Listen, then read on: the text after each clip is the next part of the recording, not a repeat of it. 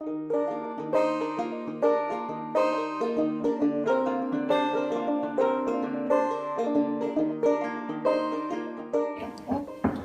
take those glasses off, Mom. Here's Mom and Dad. Yeah. Okay, and what's your name? Carlos Alvarez. And this is my caretaker, Susan. Yeah. The best caretaker you have. My faith was torn to shreds, my heart in the balance. You were there. The subject I'd like to talk to you people about is the power of prayer. And I don't want you to think that I have a special in to God. It's the same route into God praying as you and everybody else has. But I find myself in a very different situation with my surgery that I had on my brain and knowing that I don't have a whole lot of time left. And so I'd like to share some of my prayers that I've had and the thoughts I've had on this trip of having 2 brain surgeries. And I look back at when I started praying, and I'm sure my first prayers were as a young kid learning the prayers like the Our Father and so forth. But my first recollection of really requesting something of God is when I was in high school. And for some reason I got into the habit before each basketball game or football game, I would run up to church and I'd ask God if I could play as good as my older brother played. He was a very good athlete. And so before every game, I'd go up and I'd ask that. God really answered my prayer in certain ways. And that's the thing about praying is you may ask for something, you may think you're not getting an answer from God because it isn't the exact answer you want. For instance, I would pray to play like Rick did, my older brother, in football. But in my junior year, playing football, I remember tackling a great big fullback as hard as I could hit him, and he knocked me cold. I was knocked cold on the field.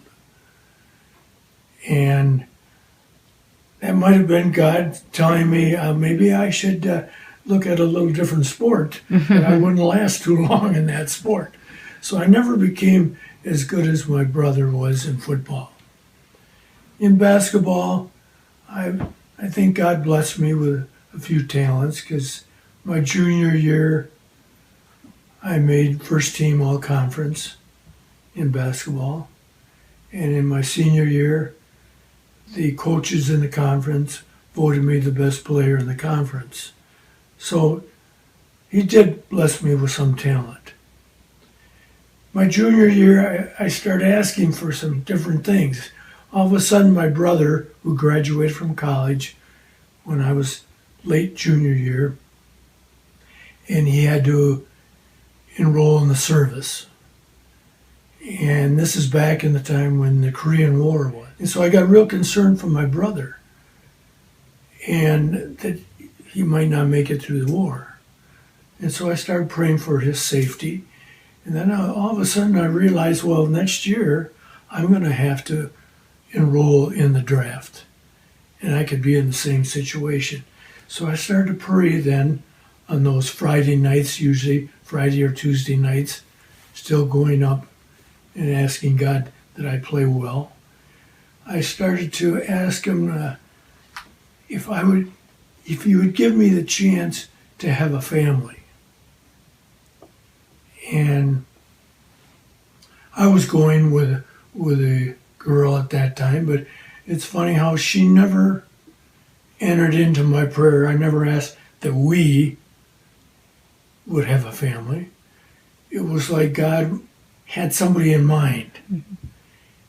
And it took my two older sisters to pick out that and show me that girl that the Lord wanted me to marry. And it was at a family picnic, and the nuns at the one hospital were putting on the picnic, and we went as a family, and we knew this other big family. We had 8 kids in our family. Well, we knew this other doctor that was just in the next county. He had 10 kids. And we were at this picnic, and my sister said, "Hey, you see that cute girl over there? Why don't you ask her out?" Well, I knew her family, but I didn't know her name. Well, my sisters went and found out her name, gave me her name. And of course, I didn't rush right over there because I was pretty timid. I waited about 3 months, and I called her up. And 3 years later, after dating for 3 years, I married that girl who happened to want a family also. She, in fact, wanted 12 children. And I wanted children in excess of 6. I don't know if I wanted 12. And so the Lord blessed the 2 of us, and blessed me in particular with this woman. And we were blessed with 6 daughters, 1 son, 27 grandchildren, 8 great-grandchildren. And that was a big blessing, prayer answered. Mm-hmm. But I think of also the time that I used to take students to northern Wisconsin for what we called our survival hike.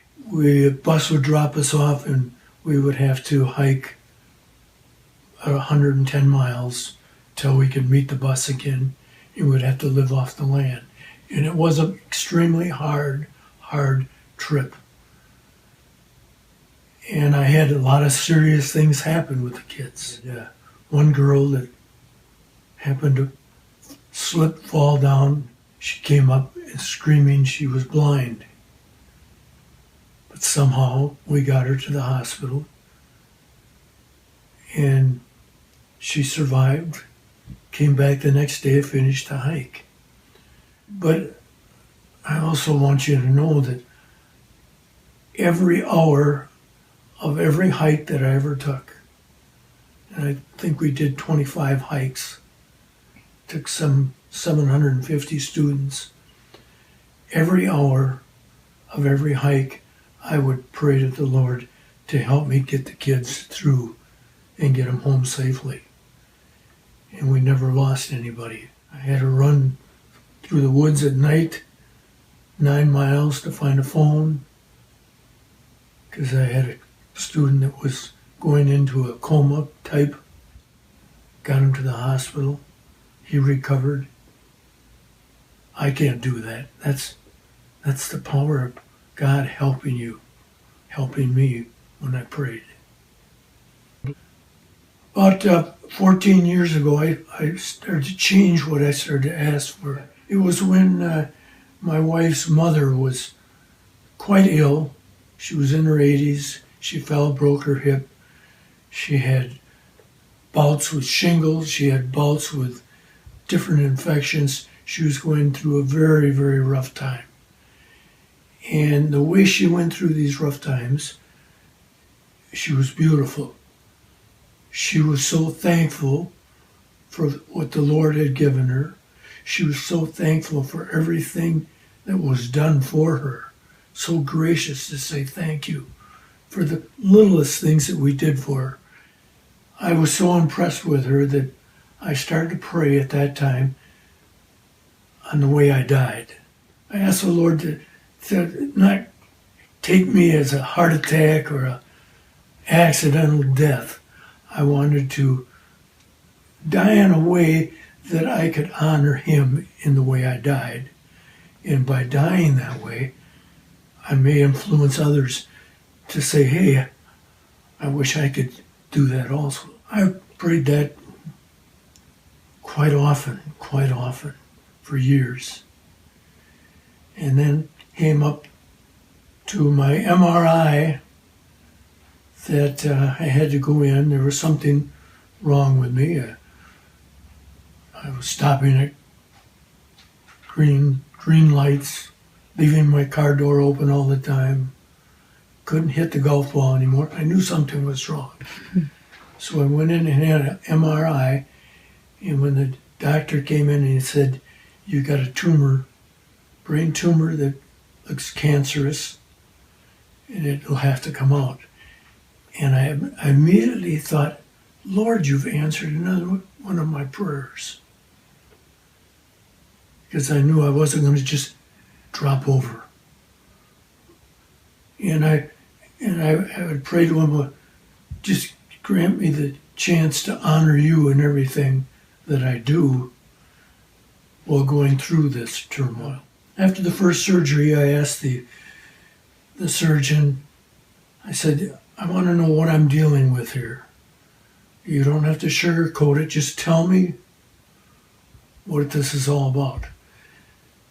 And he said, "It's a big, ugly, fast-growing tumor that will most likely come back." And I said to him, "Well, you could have spread a little sugar on that." And it, was like a big slap in the face. I'll take that I had a terminal form of cancer. And that night in the hospital, I had a dream. And I dreamt I was in a small bus, maybe a 20-passenger bus. And I was about 4 seats behind the driver. And I noticed the driver had huge shoulders, just huge shoulders. And they weren't football pad shoulders, they were just big, broad shoulders. And I thought, geez, I could hang on to those. And within a very short instant after that, I realized that driver was Jesus. And I said, "I can hang on to your shoulders, and you can drive me any place you want, Lord." And then I woke up. And I was in the hospital, but I woke up in the hospital room. It was a big room, and it was kind of lined with warm fur. And it was like I was being protected, and it was the warmest feeling that I have ever felt in my life. And I woke up and I said, "Wow." I couldn't believe I had this dream that meant a lot. It meant that God was with me. That he was taking me, and he was molding me the way he wanted to. It was just a very, very warm feeling, knowing I had God with me throughout whatever I was going to go through. And it didn't matter what I was going to go through. I knew he was going to be with me. So I've gone through the 2 surgeries. I've had a good 12, 14 months. I feel God's presence. I feel him. I feel close to him. I feel he answers my prayers, and he's blessed my wife and I with so many ways. I think the most important part of all this is you've got to search for God. You've got to look for God. He loves you. He loves all of us, and I don't know why, but he's got a tremendous love, and he cares for each one of us. And why else would he go through what he went through and die on the cross and all the humiliation, torturing? He has this tremendous love, and he wants to share something with us. And that something must be tremendous for him to go through that and want each of us to share in this special place He has for us.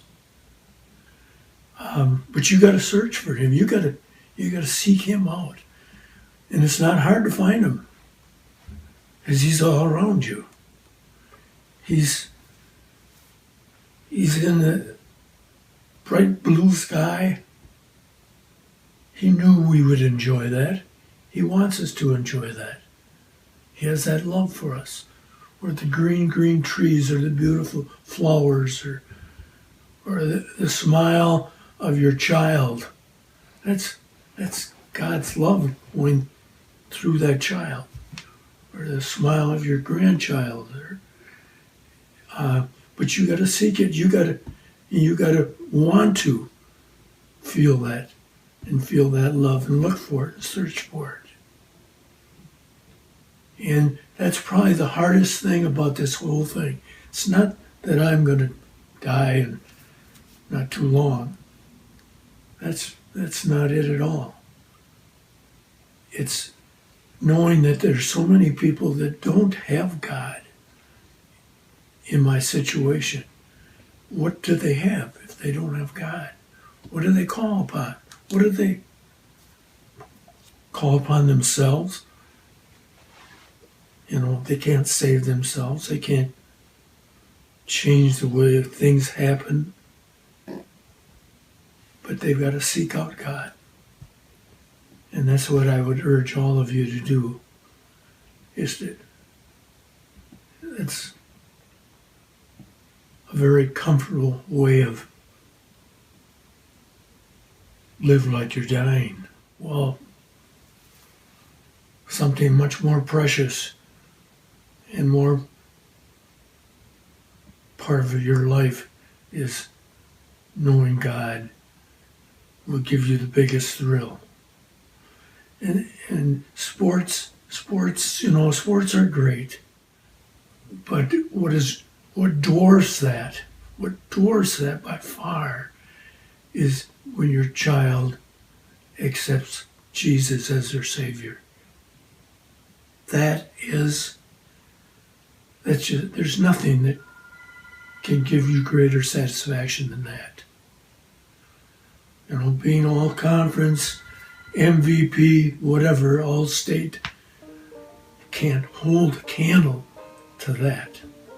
And that's what I hope all of you search for your children too, is that they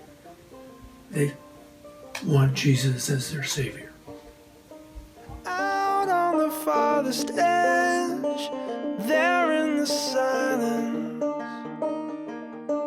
you were there. My faith was torn.